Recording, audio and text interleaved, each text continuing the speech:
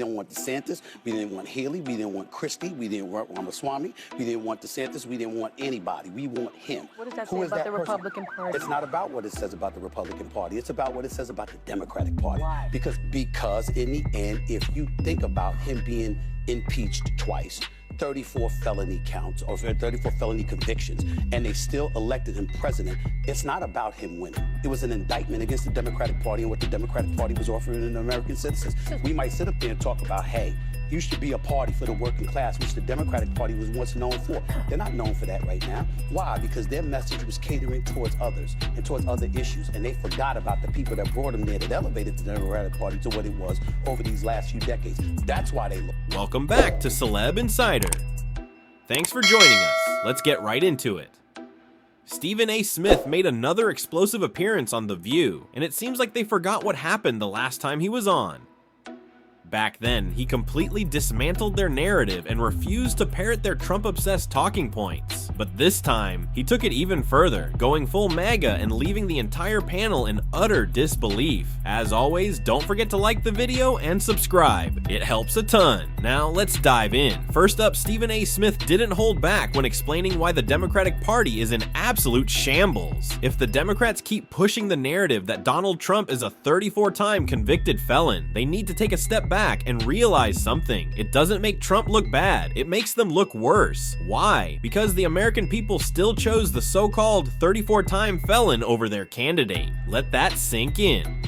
They call Trump an insurrectionist? Fine, but how bad must their policies be if voters would rather choose him over the alternative? The truth is, most people never took those felony charges seriously. Anyone paying attention could see the DOJ was weaponized to go after Trump. They were so desperate that they twisted the law and manipulated the courts just to convict him on something trivial. And guess what? It backfired. Big time. It obliterated what little credibility the Democrats had left. Now, let's break down another one of their desperate talking points. Trump's only been in office for 6 weeks. Seems like 6 years, doesn't it? And he's been going around with his cronies touting his so-called landslide and blowout win. But he won the popular vote by 1.5%, one of the smallest ever, and he won the general election by less than 50%. So what kind of mandate is this really? Well, it is a mandate, and I'm going to explain why. And I don't mind the question, but let me be very clear. I'm no supporter of Trump. I'm a supporter of truth and the facts. And here's the facts. The man won every swing state. He increased in terms of his voter turnout in his favor from the standpoint of blacks, Latinos, and young voters. He increased his numbers in that regard from 2020. 89% of the counties shifted to the right. That's a mandate. I don't understand how people can look at that and say, there's no mandate. There's a mandate. The Democrats are desperately trying to downplay Trump's victory, claiming it wasn't a mandate. Why? Because in their minds, that somehow makes their humiliating loss less embarrassing. But Stephen A. Smith wasn't buying it. He hit the panel with a brutal reality check. Yes, it was a mandate. No sugarcoating. It's like losing a basketball game by 20 points and arguing it wasn't a blowout just because other teams have lost by 30 or 40. Sure, whatever helps you sleep at night, but here's the truth. It doesn't matter how you spin it. You got absolutely demolished. Trying to convince people that the loss wasn't that bad isn't the winning message they think it is. When deep blue states like California and Illinois almost go red, that's not just an election result. It's a major cultural shift. When Kamala Harris can't even flip a single red county blue, that's not just bad optics. It's a nationwide rejection of the Democrat platform. Donald Trump is more popular than ever, while the Democrats' approval rating is sinking into the 20s. They hold zero power in any branch of government, yet they're still obsessed with convincing people that Trump doesn't have a mandate. Let's be clear, the Democratic Party is so unpopular that Americans elected a so-called 34-time convicted felon, an insurrectionist, in a landslide because he seemed like the only person capable of fixing the disaster they created. And this is where Sonny Hostin completely lost it. Stephen A. Smith laid it out. Joe Biden is directly responsible for opening the borders and allowing 12 million illegal immigrants into the country. And watch this. You brought up the message that the Democratic Party was disseminating. I'm challenging you on that. That is not what they were doing. I'm not talking about the intent. We did it. I was here too. I was alive and breathing right here on the air talking to everybody else. The bottom line is this: you're Joe Biden. You open borders. Now remember, Barack Obama deported more people than Trump did. You know what he didn't do? He didn't stick out his chest and bloviate about it. He just did it. What does Joe Biden do, who is a Democrat, who's the vice president under Barack Obama? He opens borders. Over 12+ million people entered the country.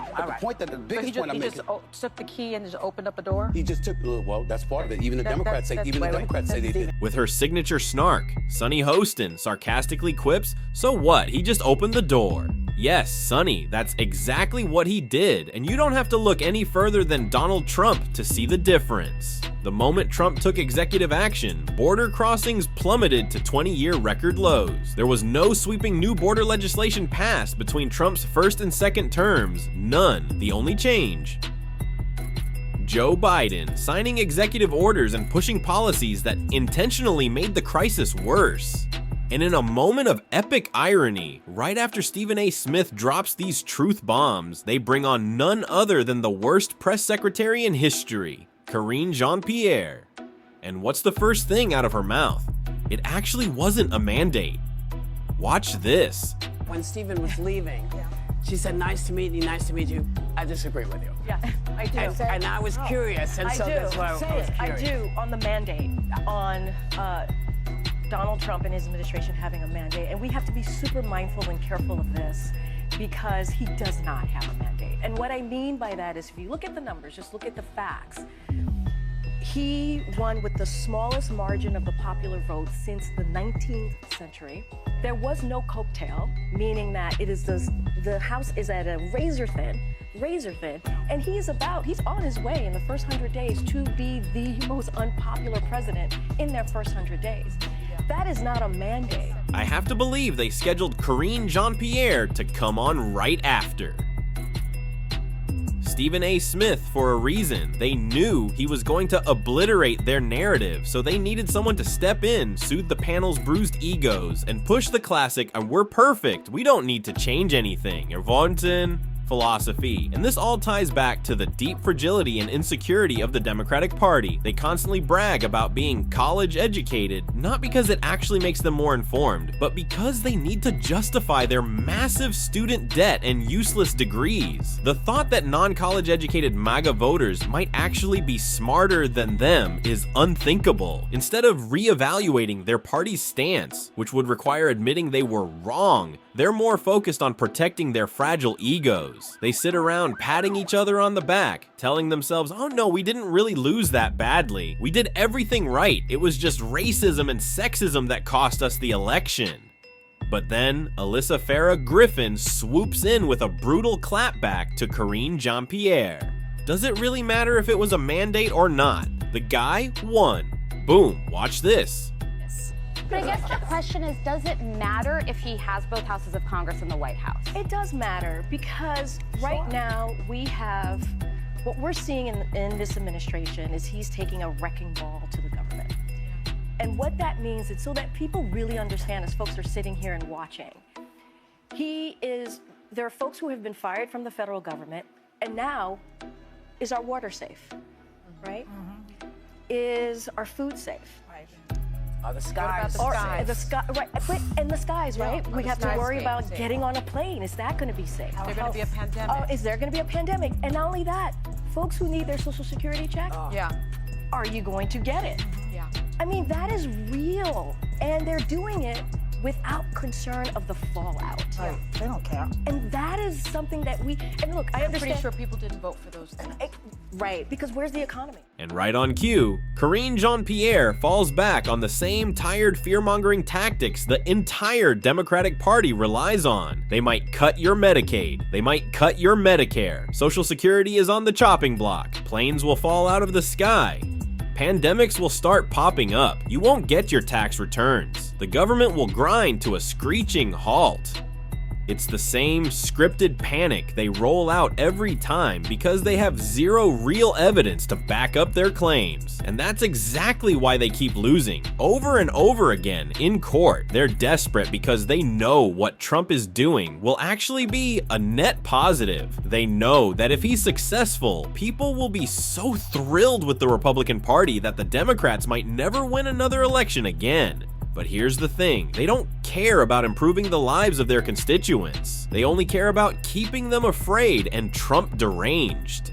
That way, when Trump's policies start delivering real results a year from now, people will be so brainwashed they won't even acknowledge he did anything at all. And now for the best part, pure comedy gold. Karine Jean-Pierre tries to express how bad she felt when everyone turned on Biden after it was exposed that he's, well, brain dead. But in doing so, she accidentally admits that Biden was so far gone, she barely even saw him. The second the words leave her mouth, Whoopi Goldberg quickly cuts to the camera as the entire panel realizes Karine just delivered a massive self-own. Watch this.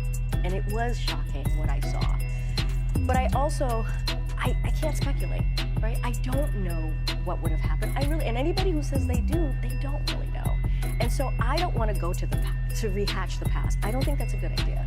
Right now, again, 5-alarm fire, we need to move with strategy, with focus, and we need to, the Democratic Party needs to actually answer those questions that I put forth.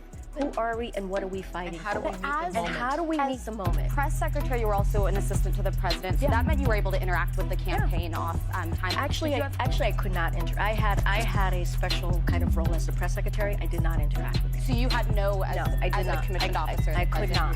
So you had no insight into the polling that showed you would have lost every I did not because sales. Well, it does matter though. Okay, here's what's going to happen. Hold on. We're going to take a break. So Karine Jean-Pierre just confirmed exactly what the bombshelled Wall Street Journal report exposed. Biden was so hidden, so shielded by his aides that even his own cabinet secretaries and press secretary barely had access to him. And Alyssa Farah Griffin steps in like, yeah, this kind of matters a little bit. But Whoopi Goldberg, oh no, she jumps in like, nope, we're going to commercial. Needed was their own handpicked propagandist, Karine Jean-Pierre, making things worse by accidentally exposing the truth. It's hilarious, and it just proves how desperate the Democrat-controlled media is to protect their false narrative. They're not worried that they lied about Biden's mental decline. They're not worried that they wrecked the economy. They're not even worried about the 5-alarm constitutional crisis they've created. They're mad about one thing. Trump is proving how effective real governance can actually be. And that's the real reason they fear him. Because Trump isn't just exposing their failures, he's exposing the scam. The Democratic Party has spent decades building a system that relies on big government, endless regulations, and a bloated bureaucracy. They've convinced people that this is the only way things can work. But Trump, he's proving them wrong. When he slashed regulations, the economy boomed. When he cut taxes, businesses thrived and Americans kept more of their hard-earned money. When he secured the border, illegal immigration plummeted. When he put America first on the global stage, other countries actually respected us. Heysay aren't talking points, they're results. And that's what scares Democrats the most. Because once people see that government can be smaller, smarter, and more efficient, they'll start asking questions. Why do we need so many regulations? Why is the government so bloated? Why are we spending trillions on programs that don't work? And once those questions start, the Democrats' entire system starts to crumble. That's why they're so desperate to stop Trump. They don't want people to see that there's a better way. They don't want people to realize they've been lied to for years. They need to keep the status quo because it benefits them, not you. And let's not forget the media's role in all of this. They're not just biased, they're complicit. For years, they've pushed the Democrats' narrative, ignored their failures, and attacked anyone who dared to challenge them. But now, thanks to Trump, people are waking up. They're seeing through the lies, the fear-mongering, the propaganda, and the media is in full panic mode. But here's the kicker. The Democrats' biggest weakness is also their biggest strength, is their arrogance. They're so convinced they're right. They can't even imagine they might be wrong. They think they can just keep lying, spinning, and manipulating, and people will keep buying it, but they're wrong. People are tired of being lied to. They're tired of untold what to think, what to say, and how to live their lives. And they're ready for change. That's why Trump's message resonates so deeply. He's not just talking about policy, he's talking about freedom. Freedom from government overreach.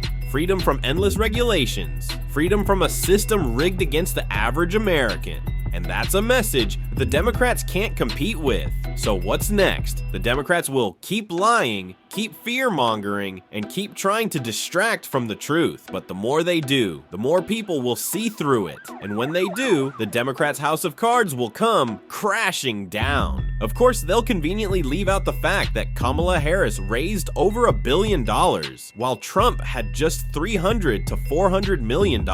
They'll conveniently ignore how Democrat billionaires have been buying politicians and swaying policies for decades. Because the truth is, they are hell-bent on stopping Trump from exposing the real problem, that the size of government can be vastly reduced, that regulations can be slashed, that the government can actually operate with some level of fiscal responsibility. Because if people see that, they'll never again tolerate the incompetence and corruption of the current system. It's all about control, no matter the cost. But let me know what you think in the comments below. If you enjoyed the video, smash that like button, subscribe to the channel, and hit the notification bell so you never miss a video. Catch you in the next one.